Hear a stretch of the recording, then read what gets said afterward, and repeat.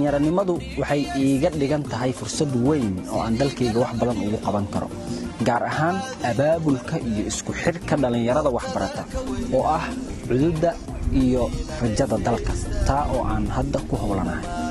waxay iga dhigan tahay fursad marsoobax ah oo dib dambe ii soo mari doonin, oo ay tahay sida ugu mudan inaan uga faa'iidaysto ama uga miro dhaliyo.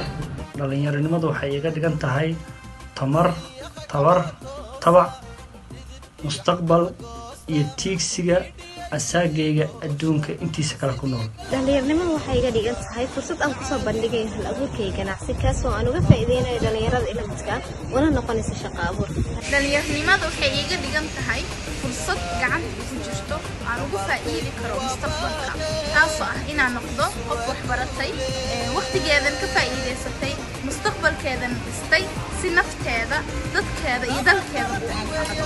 dhalinyaranimadu aniga waxay iga dhigan tahay waqti uu qofku wajahayo marxalado kala duwan, kuwa adag iyo kuwa fududba, sidoo kalena uu ku jiro halgankii uu kaga dhabayn lahaa guuhiigsigiisa. dhalinyaranimadu waxa ay iga dhigan tahay fursad aan ku caawiyo uguna ololeeyo waxbarashada, sidoo kale aan ku taageero kuna garab istaago dadkayga ay saameynta ku yeelatay musiibooyinka dabiiciga, taas oo aan hadda ku howlanahay.